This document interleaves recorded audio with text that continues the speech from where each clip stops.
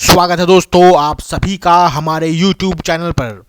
आज है 24 सितंबर सैटरडे और आज हम करेंगे इंडियन एक्सप्रेस और हिंदू एडिटोरियल का एनालिसिस। आज जो दो आर्टिकल्स हम एनालिसिस करने वाले हैं उसमें पहला आर्टिकल है द हिंदू का ग्लोबल साउथ एसर्शन और दूसरा आर्टिकल है इंडियन एक्सप्रेस का जो कि अर्बनाइजेशन की प्लानिंग की वजह से प्लानिंग को लेके है और कैसे जो है अर्बनाइजेशन में इतनी अच्छी प्लानिंग नहीं हो पा रही है जिसके कारण बार बार जो है आपकी बारिश आती है और बारिश के वक्त जो है अर्बन सिस्टम जो है पूरा कोलैप्स हो जाता है। आइए शुरू करते हैं पहले आर्टिकल से जो है global south assertion in geopolitics. The Hindu का एडिटोरियल है ये। देखिए, इसमें शुरू करने से पहले मैं आपको बता दूं कि क्या होता है ग्लोबल साउथ। दो टर्म्स हैं जो हैं आपका, पहला है ग्लोबल नॉर्थ और दूसरा है ग्लोबल साउथ। ग्लोबल नॉर्थ और ग्लोबल साउथ ये दोनों जो है ये टर्म्स हैं जो यूज़ किए जाते हैं कुछ ग्रुप ऑफ कंट्रीज़ के लिए जो कि एक दूसरे से अलग है on the basis of socio economic और पॉलिटिकल कैरेक्टरिस्टिक्स। इन तीनों की वजह से जो हैं ये दोनों ग्रुप ऑफ कंट्रीज़ अलग अलग हैं। अब ग्लोबल साउथ जो टर्म है वो यूज़ किया जाता है उन कंट्रीज़ के लिए जिसमें आती हैं लैटिन अमेरिका, एशिया, अफ्रीका और ओशनिया। ओशनिया का मतलब है आपका जो ऑस्ट्रेलिया होता है, ऑस्ट्रेलिया और उसके साथ न्यूजीलैंड वगैरह जो हैं वो सब ओशनिया कहलाते हैं। ठीक है, तो ये आती हैं ग्लोबल साउथ में। और ग्लोबल नॉर्थ में जो कंट्रीज़ हैं वो हैं आपकी यूरोप की हो गई या फिर नॉर्दर्न अमेरिकन कॉन्टिनेंट में जो कंट्रीज़ हैं स्पेशली यूएस एंड कनाडा, ये आती हैं आपकी ग्लोबल नॉर्थ में। तो ये आप जान सकते हैं कि ग्लोबल नॉर्थ और ग्लोबल साउथ और कंट्रीज़ के नाम के हिसाब से आपको पता लग रहा है कि ये जो ग्लोबल साउथ की कंट्रीज़ हैं लो इनकम कंट्रीज़ होंगी, पॉलिटिकली और कल्चरली मार्जिनाइज होंगी। वहीं आपका जो ग्लोबल नॉर्थ है वो थोड़ा सा वेल है, रिच है और उन कंट्रीज़ में है जिनके पैरामीटर्स और इंडिकेटर्स कुछ हाई हैं। अब कुछ लोग ऐसा सोचते हैं कि ग्लोबल साउथ मतलब सदर्न डायरेक्शन में या फिर सदर्न हेमिस्फीयर में होंगे और ग्लोबल नॉर्थ का मतलब है नॉर्थ में यानी कि नॉर्दर्न हेमिस्फीयर में, जो कि बिल्कुल सोचना आपका गलत है क्योंकि ज़्यादातर कंट्रीज़ जो ग्लोबल साउथ की हैं वो नॉर्दर्न हेमिस्फीयर में ही आती हैं। और बेस्ट एग्जांपल इसका है इंडिया जो कि ग्लोबल साउथ का ही पार्ट है और इंडिया पूरा का पूरा जो है नॉर्दर्न हेमिस्फीयर में है, तो इसका हेमिस्फीयर से लेना देना कुछ भी नहीं। आगे डिस्कशन करते हैं कि क्या जो है आपका राइटर कहना चाहते हैं, क्या बताना चाहते हैं। देखिए, राइटर जो है इसमें कह रहे हैं कि जो यूएस है जो कि ग्लोबल नॉर्थ का पार्ट है उसका हमेशा से गोल रहा है कि इंटरनेशनल सिस्टम के ऊपर जो है अपना हेजमनी बना के रखना। और अभी जो यूएस की सबसे पहली कोशिश है वो है कि चाइना के राइज को रोकना, रशिया को कमज़ोर करना और सिक्योर करना यूरोप में अपने अलाइज को, ताकि अपने यूएस जो है अपने इंटरेस्ट और वैल्यूज़ को जो है मेंटेन कर सके। लेकिन इन सब के बीच जो है ग्लोबल साउथ का रोल जो है उतना ही इंपॉर्टेंट है जितना कि ग्लोबल नॉर्थ का है आज की डेट में। ऑल्दो जब ग्लोबल साउथ जो है आपका एक वर्ड कॉइन हुआ था तब ज़्यादातर इसमें जो है थर्ड वर्ल्ड कंट्रीज़ थी, लेकिन आज जो थर्ड वर्ल्ड कंट्रीज़ का उन्हें नाम नहीं दिया जा सकता। आज जिन्हें थर्ड वर्ल्ड कंट्रीज़ कह कर पुकारा जा रहा है वो इकोनॉमिक इंजन्स बन चुके हैं और इकोनॉमी का बहुत बड़ा वो मार्केट बन चुके हैं, बहुत बड़ी इकोनॉमिक मार्केट है और उनकी अपने ही जीडीपी पोटेंशियल्स भी हैं। आप जानते हैं कि यूएस और चाइना के बीच में बहुत करीबी थी 80s और 90s के दौर में और चाइना ने इसका भरपूर फ़ायदा उठाया और इसी के फ़ायदे से जो है बाद में ग्लोबलाइजेशन जब चरम पर आया तो उनकी इकोनॉमिक एक्टिविटीज़ बहुत बढ़ गई और धीरे धीरे जो है चाइना एक पावरफुल कंट्री के रूप में इमर्ज होने लगा। बाद में चाइना ने कोशिश करी कि वो यूएस के साथ मिलकर आगे बढ़े, लेकिन यूएस को जो है चाइना में एक स्ट्रॉन्ग कॉम्पिटिटर दिखाई देता था और इसलिए यूएस ने चाइना को पीछे छोड़ दिया और बाद में चाइना जो है पार्टनर से अब उसका कॉम्पिटिटर बन चुका है आज के हालात में। वहीं आगे चलकर राइटर को दर्शाना चाहते हैं कि वेस्ट में क्या चल रहा है और वेस्ट में स्पेशली जो रशिया हैं या उनके कुछ जियोपॉलिटिकल अलायंस हैं वो किस तरीके से जो है इफेक्ट डालने वाले हैं पूरे के पूरे ग्लोब पे। आप जानते हैं कि रशिया के पास जो है बहुत ही वास्ट नेचुरल रिसोर्सेज हैं और इसकी मिलिट्री कैपेबिलिटी बहुत मजबूत है, स्पेशली यूएसएसआर जब रशिया हुआ करता था उसी के वक्त से। और इसी कारण जो है बार बार ग्लोबल जियोपॉलिटिक्स में जो है रशिया अपने आप को जो है एंट्री कर देता है और एसर्शन करता है। वो भी जो है चाइना की तरह कुछ हद तक जो है कुछ कंट्रीज़ हैं उनके ऊपर जो है अपना कब्ज़ा स्थापित करना चाहता है। और रशिया जो है स्पेशली अगर अलायंस कर रही है चाइना के साथ, जैसा कि हम जानते हैं कि रशिया और चाइना का एक एक्सिस है जो धीरे धीरे बना हुआ है पूरे वर्ल्ड में और रशिया चाइना एक्सिस जो है बहुत डेंजरस है, स्पेशली यूएस जियोपॉलिटिक्स को लेके। और अब जो है यूरोप चाह रहा है, यूएस के साथ स्ट्रैटेजिक प्लान्स कर रहा है और रीमिलिटराइज करने की कोशिश कर रहा है पूरे के पूरे यूरोप को। और आप जानेंगे कि जो यूक्रेन के का जो पूरा का पूरा वॉर हुआ है रशिया यूक्रेन का, ये इसी वजह से हुआ है क्योंकि यूरोप और यूएस दोनों ही जो है मिलिटराइज करना चाहते थे यूरोप को। और वो पार्ट्स जो रह गए थे उनके, वो चाहते थे कि वहाँ पे उनका नाटो का कब्ज़ा हो, या फिर यूँ मान लीजिए कि नाटो के साथ अलायंस हो जाए। तो वो चाहते थे कि ज़्यादा से ज़्यादा प्रेशर डाल पाएंगे रशिया के ऊपर, और उसी के चलते हुए जो है बाद में चीज़ें गड़बड़ा गई और रशिया ने जो है वॉर डिक्लेयर कर दिया यूक्रेन के साथ। तो ये साइनो रशियन स्ट्रैटेजिक पार्टनरशिप जो है ये बहुत इंपॉर्टेंट है, और इसी को लेके जो है यूएस ने पूरी की पूरी नज़र गाड़ी हुई है। और आगे चल के राइटर कहते हैं कि आप जानते हैं कि जब रशिया और यूक्रेन का वॉर हुआ तो उसके बाद वेस्टर्न वर्ल्ड ने जो है बहुत सारे सैंक्शंस इंपोज कर दिए रशिया के ऊपर। लेकिन ग्लोबल साउथ की कुछ कंट्रीज़ की वजह से, जिसमें स्पेशली इंडिया और चाइना बहुत बड़े प्लेयर हैं, उनकी वजह से और दूसरे सभी कंट्रीज़ की वजह से ये सैंक्शंस जो हैं इतने इफेक्टिव नहीं हो पाए।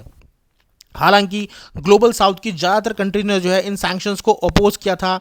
और उन्होंने जो है सब ने न्यूट्रलिटी दिखाई थी, और वो चाहते भी हैं कि वॉर जो है ख़त्म हो जाए जल्दी से जल्द। लेकिन कोई भी जो है खुलकर जो है रशिया को बुरा भला नहीं कहना चाहता है, उन सब ने अपनी न्यूट्रलिटी मेंटेन करी है, क्योंकि ग्लोबल साउथ की ज़्यादातर कंट्रीज़ जो हैं डिपेंडेंट हैं रशिया के ऊपर एनर्जी के लिए, फ्यूल के लिए, फर्टिलाइज़र्स, वीट, कॉमोडिटीज़ और सभी डिफेंस इक्विपमेंट्स के लिए। क्योंकि डिफेंस की प्रोडक्शन जो है रशिया में बहुत ज़्यादा होती है, अभी से नहीं, यूएसएसआर के टाइम से ही। फर्दर ग्लोबल साउथ की जो ज़्यादातर कंट्रीज़ हैं वो शेयर करती हैं आपस में एक हिस्ट्री, और वो हिस्ट्री है कॉलोनियलिज्म की। क्योंकि वेस्टर्न वर्ल्ड ने जो है पूरे वर्ल्ड को एक्सप्लॉइट किया है कॉलोनियलिज्म के थ्रू। तो ये ज़्यादातर कंट्रीज़ जो ग्लोबल साउथ में आती हैं वो वही कंट्रीज़ हैं जो आपका कभी ना कभी गुलाम रही थी। वहीं आगे चलकर राइटर ने बताया है कि कैसे जो वेस्ट है वो बहुत ही डिस्क्रिमिनेटरी ट्रीटमेंट करता है ग्लोबल साउथ के साथ। स्पेशली दो एग्जाम्पल जिसमें आए हैं वो सामने, वो ये हैं कि एक तो कोविड-19 के वक्त वेस्ट वर्ल्ड ने जो है अपनी वैक्सीन की पेटेंटिंग देने से मना कर दिया था पूरे के पूरे ग्लोबल साउथ को। और इन जब भी कोई वॉर या कोई क्राइसिस सिचुएशन होती है तो जो रेफ्यूजीज़ हैं आपके जो साउथ से आते हैं उनकी इतनी अच्छी ट्रीटमेंट नहीं होती जितनी अच्छी आपकी वेस्ट वाले रेफ्यूजीज़ की होती है। फॉर एग्ज़ाम्पल अभी आप जानते हैं कि रशिया यूक्रेन का वॉर हुआ है और यूक्रेन में जो है रेफ्यूजीज़ हैं, यूक्रेन रेफ्यूजीज़ को जो है पूरी बाहें खोल कर जो है आपका एक्सेप्ट किया जा रहा है। वहीं मिडल ईस्ट में जब वॉर होता है, या आप जानते हैं कि पीछे सीरिया या और भी कंट्रीज़ में कुछ सिचुएशन ख़राब रही, तो उनके रेफ्यूजीज़ को जो है इतनी अच्छी तरीके से एक्सेप्ट नहीं किया। हालांकि सारी कंट्रीज़ लामबंद हो गई थी ये कहकर कि हम जो है इस तरह से भीड़ को एक्सेप्ट नहीं कर सकते। तो ये दिखाता है कि किस तरीके से एक डिस्क्रिमिनेटरी ट्रीटमेंट है रेफ्यूजीज़ को एक्सेप्ट करने में। और स्पेशली जो अफ़गानिस्तान का केस है, जब तालिबान वहाँ पे आया तो अफ़गानिस्तान से बहुत सारे रेफ्यूजीज़ को जो है एक्सेप्ट करने से भी मना कर दिया था यूरोपियन कंट्रीज़ ने। आगे राइटर जो है चाइना के बारे में बताते हैं कि चाइना जो है आप जानते हैं कि उनकी कोशिश है कि अपने फुटप्रिंट्स को एक्सपैंड करे, वो पैसिफिक में भी और साउथ चाइना में भी। और इसके लिए जो उनके रूल्स हैं, जैसे कि उनकी जो पॉलिसी है एक्सपेंशनिज्म की, वायलेशन करना मैरीटाइम जोन्स का, रूल बेस्ड ऑर्डर को ना मानना, और फ्री और इंक्लूसिव पैसिफिक ना मेंटेन रखना, इसने जो है बहुत सारी कंट्रीज़ को जो है नाराज़ किया है, जैसे कि Vietnam, Indonesia, India and Philippines. लेकिन फिर भी ये ग्लोबल साउथ की कंट्रीज़ किसी भी तरह से किसी भी सिक्योरिटी और मिलिट्री अलायंस का पार्ट नहीं बनना चाहती हैं, चाहे वो वेस्ट के साथ हो या चाइना के साथ। एग्जाम्पल के तौर पे ही अभी चाइना ने जो है सिक्योरिटी पैक्ट प्रपोज किया था 10 पैसिफिक आइलैंड नेशंस के साथ, लेकिन किसी ने भी जो है इसको एक्सेप्ट नहीं किया, और वो चाइना के किसी भी कॉमन डेवलपमेंट विजन से आपका एग्री नहीं करते हैं। ये दिखाता है कि चाइना के प्रति जो है रीजन में कितना विश्वास की कमी है। बावजूद इसके भी ये छोटी कंट्रीज़ या ये सभी कंट्रीज़ चाइना के अगेंस्ट या चाइना के विरुद्ध कोई भी मिलिट्री पैक्ट ज्वाइन नहीं करना चाहती हैं। वहीं आगे चलकर जो है राइटर बताते हैं कि यूएस की कोशिश है कि पूरे वर्ल्ड में जो है ऐसा नैरेटिव क्रिएट करे कि चाइना जो है पूरी दुनिया के लिए खतरा है, और इसके लिए जो है वो अलायंसेस भी कर रहे हैं, डिप्लोमेटिक एफर्ट्स भी कर रहे हैं, वहीं प्रेशर टैक्टिक्स भी यूज़ कर रहे हैं। प्रेशर टैक्टिक के एग्जाम्पल में मैं कहूँ तो अभी जो है यूएस ने एक पास किया था बिल जिसका नाम था countering malign Russian activities in Africa act, जिसके तहत वो प्रेशराइज करेंगे, मॉनिटर करेंगे और पनिश करेंगे उन अफ्रीकन कंट्रीज़ को जो इंगेज कर रही हैं अपने आप को रशिया के साथ। वहीं इसके जवाब में साउथ अफ्रीकन फॉरेन मिनिस्टर ने खुल के सामने आए और उन्होंने कहा कि कोई भी अफ्रीकन कंट्री जो है आपका उसको इस तरह से डराया नहीं जा सकता, क्योंकि सभी कंट्रीज़ जो है सोवरिन हैं और उनके पास अपने डिप्लोमेटिक राइट्स हैं कि वो किसके साथ किस तरीके के रिलेशन रखेंगे। और उन्होंने इस बिल को जो है एक ऑफेंसिव लेजिस्लेशन कह के जो है संबोधित किया गया। वहीं आप जानते हैं कि चाइना ने जो है अफ्रीकन कंट्रीज़ में इंटरेस्ट फ्री लोन्स दिए हैं और बहुत सारी एटलीस्ट 17 अफ्रीकन कंट्रीज़ का जो है डेब्ट वेवर भी किया है। इसलिए जो है अफ्रीकन कंट्रीज़ किसी भी तरीके से अमेरिका के या यूएस के पास करीब नहीं जाना चाहती हैं, क्योंकि चाइना जो है उनके लिए बहुत ज़्यादा कर रहा है एज़ कम्पेयर टू अमेरिका। वहीं आगे चलकर जो है वो बता रहे हैं राइटर कि किस तरीके से जो ग्लोबल साउथ के जो मेजर प्लेयर्स हैं इंडिया, जैसे कि इंडिया, वो जो है मल्टीपल साइड्स पे अपनी नेगोशिएशन मेंटेन रख रहे हैं और सभी के साथ जो है उनके रिलेशन अच्छे भी हैं। जैसे इंडिया का ही एग्जांपल दिया है कि इंडिया रशिया से ऑयल परचेज भी कर रहा है, वहीं वेस्ट के साथ जो है कुछ मिलिट्री अलायंसेस भी किए हैं, जैसे LEMOA logistic exchange memorandum of agreement, और इस बावजूद इसके international north south transport corridor का भी मेंबर है इंडिया, जिसमें वो रशिया और इंडिया को कनेक्ट कर रहे हैं सेंट्रल एशिया और ईरान के थ्रू। तो ये दिखाता है कि किस तरीके से जो है पूरे वर्ल्ड में जो है एक तरीके से पोलराइज होने के बावजूद भी इन ग्लोबल साउथ का जो मेजर प्लेयर है इंडिया, वो अच्छी तरीके से डिप्लोमेटिक तरीके से मेंटेन कर कर अपने आप को जो है अपने इंटरेस्ट को फुलफिल कर रहा है। वहीं इंडिया जो है मिलिट्री एक्सरसाइजेज भी ज्वाइन करती है, चाहे वो यूएस लेड मिलिट्री एक्सरसाइज हो रिमपैक, या फिर रशियन लेड मिलिट्री एक्सरसाइज हो जिसे वॉस्टॉक का नाम दिया गया है। ये दिखाता है कि इंडिया जैसी और भी कंट्रीज़ हैं जैसे कि वियतनाम, इंडोनेशिया, मलेशिया, इन सब के अंदर वो कैपेसिटी है कि वो ट्रांजैक्ट कर सकती है, वो अपने बिजनेस को कैरी आउट कर सकती है, कॉम्पीट करके भी और कॉन्फ्लिक्ट करके भी। आगे जो है जियो इकोनॉमिक्स को लेके बात करते हैं राइटर और कहते हैं कि कैसे जो है साउथ जो है ग्लोबल साउथ जो है वो धीरे धीरे अपने जियो इकोनॉमिक्स को, यानी कि अपने इकोनॉमिक्स को जो है यूज़ कर रहा है एज ए डिप्लोमेसी टूल, ताकि अचीव कर सके अपने जियो पॉलिटिकल ऑब्जेक्टिव्स को। आप जानते हैं कि यूएस की जो स्ट्रैटेजी है वो ये रही है कि वो डॉलर को फ्रीज़ कर देता है, या फिर यूँ कह लीजिए कि वो सैंक्शन कर देता है कि दूसरी कंट्री जो है अब डॉलर में पेमेंट नहीं कर पाएगी, जिससे जो है उनकी ट्रेड पे बहुत ज़्यादा फ़र्क पड़ जाता है। इससे बचने के लिए ग्लोबल साउथ की बहुत सारी कंट्रीज़ ने जो है बायलैटरल ट्रेड करी है और लोकल करेंसी को यूज़ करके की है। इस प्रोसेस को कहते हैं currency swap arrangements. Currency swap arrangements में बेसिकली क्या होता है, ये आप एक बार देख लीजिए कि दो कंट्रीज़ जो हैं वो एक फ्रेंडली एग्रीमेंट करती हैं कि अब से वो दोनों जो हैं आप एक दूसरे की लोकल करेंसी में डील करेंगी, स्पेशली ट्रेड के लिए। इससे होता क्या है कि इस अरेंजमेंट के तहत दोनों ही कंट्रीज़ को इंपोर्ट और एक्सपोर्ट के लिए डॉलर का इस्तेमाल नहीं करना पड़ता और वो अपनी लोकल करेंसी में ही उसका जो है भुगतान कर देती है। इससे डॉलर से उन्हें छुटकारा मिल जाता है और उनका भी काम हो जाता है। जैसे एग्जांपल के तौर पे चाइना और एशियन कंट्रीज़ ने ये किया है, इंडिया ने रशिया के साथ भी किया है, और ये जो है ऑल्दो ये डॉलर के डोमिनेंस को कम तो नहीं कर रहा, लेकिन एक ऑल्टरनेटिव पाथ जरूर क्रिएट कर रहा है, जो कि एक अलर्ट है यूएस जैसी इकोनॉमी के लिए।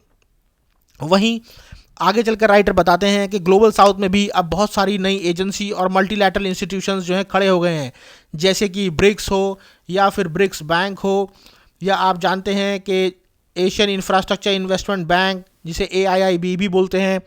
और African union, community of Latin American and Caribbean states, इन सब ने जो है एक नया कॉन्फिडेंस अराउज किया है कि साउथ भी जो है अपने इंटरेस्ट को अचीव करने के लिए नई ऑर्गेनाइजेशंस बना सकता है, नए इंस्टीट्यूशंस और ग्रुप्स बना सकता है, जो कि अपने आप में जो है ग्लोबल नॉर्थ को एक चैलेंज भी है और एक वार्निंग भी है।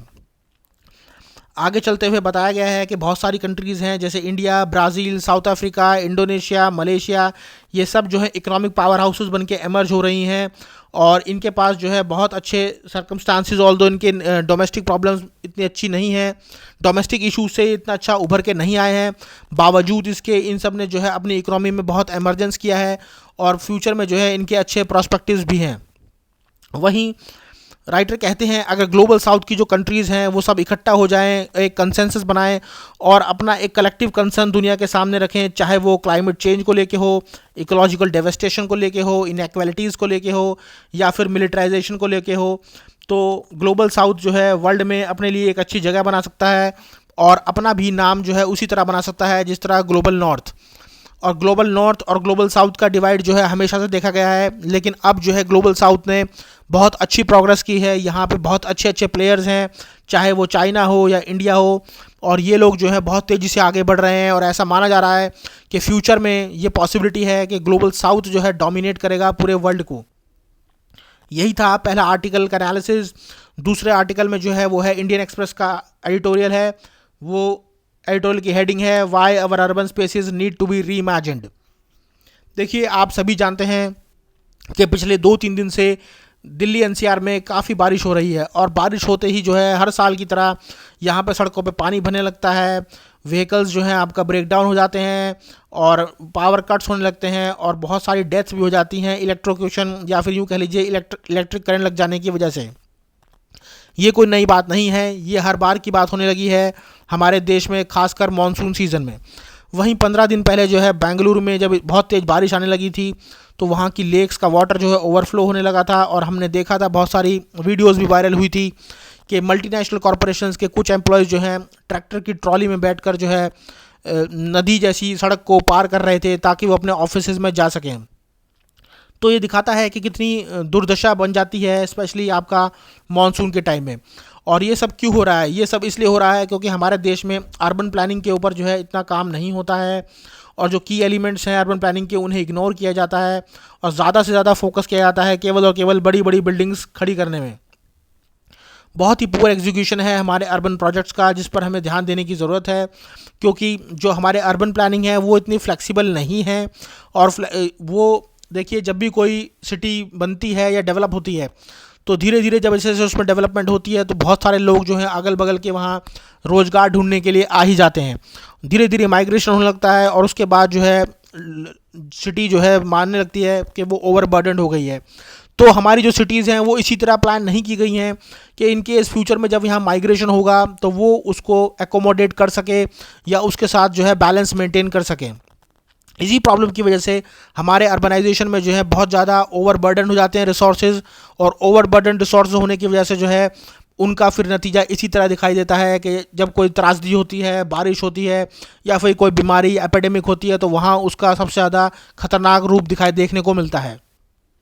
वेस्ट में जो है राइटर कहते हैं कि गार्डन सिटी मूवमेंट थी एक। गार्डन सिटी मूवमेंट के तहत क्या है, हेल्दियर लिविंग स्पेसेस क्रिएट किए जाते थे, ओपन स्पेसेस थे, पब्लिक पार्क्स थे, और उनका एक मॉडल था जो कि कंसेंट्रिक सर्कल्स के फॉर्म में था। जैसे मानिए ये एक सेंट्रल सिटी है और यहाँ पे आपका लोग रहते हैं। जैसे अगर इसकी आबादी 50,000 हो गई, तो सरकार क्या करती है, उसके बगल में जो नया टाउन है वहाँ पे उसे बनाना शुरू कर देती है। जैसे उसके बगल में जो टाउन बनाया है वहाँ उसकी अगर वो आबादी या हाउसिंग कह लीजिए आपका 32,000 तक पहुँच गया, तो वो दूसरा बनाना शुरू कर देती है। जैसे कि अगर इसकी भी 32,000 पहुँच गई तो वो तीसरा बनाना शुरू कर देती है, फिर इसकी 32,000 पहुँच गई, और इसी तरह जो है उनका चलता रहता है। और एक टाइम ऐसा आता है जब इसकी पॉपुलेशन भी 50,000 पहुँच जाती है, तो इसके अगल बगल में दूसरी सिटीज़ क्रिएट करने लगते हैं, जैसे कि ये और ये। तो वहाँ जो है डेवलपमेंट कॉन्सेंट्रिक्स में चलती है, और बीच में जो है एक ट्रांजिशन फेज भी होता है जिसमें ग्रीनरी दी जाती है, ग्रीन बेल्ट होती है, पॉल्यूशन को कम होता है उससे, और कंजेशन भी आपका कम होता है। इसके अलावा बायोडाइवर्सिटी मेंटेन रहती है। इसी प्रोजेक्ट को रखते हुए उन्होंने एक और एग्जांपल दिया है कि पेरिस में एक 15 मिनट सिटी का कॉन्सेप्ट है, जिसके तहत कोई भी पेरिस में रहने वाला आदमी 15 मिनट की राइड करके या 15 मिनट बाइक पर चल के अपनी शॉपिंग भी कर लेता है, अपना काम भी कर लेता है, एंटरटेनमेंट एक्टिविटीज़ भी हो जाती हैं, और बाकी सभी काम हो जाते हैं। कहने का मतलब ये है कि हर चीज़ उसके घर से इतनी दूर है। सपोज़ वो यहाँ रहता है तो उसके पास 15 मिनट में ही वो यहाँ मूवी देख लेता है, 15 मिनट में ही यहाँ इसका ऑफिस होता है, 15 मिनट में ही दूसरी एक्टिविटीज़ हो जाती हैं। मतलब उनके रेसिडेंशियल एरिया से हर चीज़ जो काम की चीज़ है, जो कि आपकी डेली यूज़ की चीज़ है, वो सिर्फ 15 मिनट के ही डिस्टेंस पे होती है। इस मॉडल पे जो है आपका पूरा का पूरा प्लान किया गया है पेरिस को। वहीं इंडिया में ये जो 15 मिनट में जा सकते हैं, ये आपका राइड से भी जा सकते हैं और पेडेस्ट्रियन या फिर पैदल से भी जा सकते हैं। तो वहीं जो है आपका इंडिया में ज़्यादा अभी फोकस जो है हाईवेज़ के ऊपर किया जा रहा है, ज़्यादा से ज़्यादा बड़ी बड़ी बिल्डिंग खड़ी करने पे किया जा रहा है, लेकिन पेडेस्ट्रियन इंफ्रास्ट्रक्चर पे कोई भी काम नहीं हुआ है। देखिए, पेडेस्ट्रियन इंफ्रास्ट्रक्चर पे काम करने का बहुत अच्छा फ़ायदा ये है कि एक तो इसके हेल्थ बेनिफिट्स हैं। जो भी व्यक्ति अगर पेडेस्ट्रियन या पैदल जाकर उसे इस्तेमाल करता है, तो उसकी हेल्थ बेनिफिट्स होंगे, हेल्थ इंप्रूवमेंट होगा। वहीं अगर व्हीकल्स वो यूज़ नहीं कर रहा है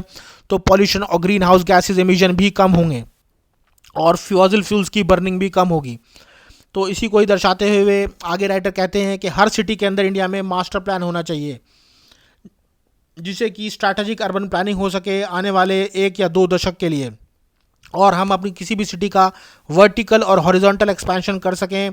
बिना किसी भी घाटे के, और सस्टेनेबल तरीके से ये इम्प्रूवमेंट होती रहे और हमें हेल्प करे पॉवर्टी को कम करने में, अफोर्डेबल हाउसिंग में, और अर्बन माइग्रेंट्स के लिए जो है बेहतर रहने की जगह उपलब्ध कराने में। देखिए हमारे देश में क्या है, मास्टर प्लान केवल बड़ी बड़ी सिटीज़ के लिए होता है, जैसे दिल्ली, मुंबई, बेंगलोर या कोलकाता जैसी शहर। लेकिन ऐसा नहीं है कि हमें जो है अपना मास्टर प्लान का जो फॉर्मूला है वो सिर्फ यहीं तक रखना चाहिए। हमें मास्टर प्लान हर सिटी के लिए बनाना चाहिए, क्योंकि आज की डेट में अर्बनाइजेशन प्रोसेस जो है हर सिटी में या हर डिस्ट्रिक्ट में आ रहा है, और हमें इन चीज़ों का ख्याल रखना चाहिए और कोशिश करनी चाहिए कि हर एक का बेटर मास्टर प्लान हो, ताकि वहीं के वहीं जो है सस्टेनेबल अर्बनाइजेशन किया जा सके।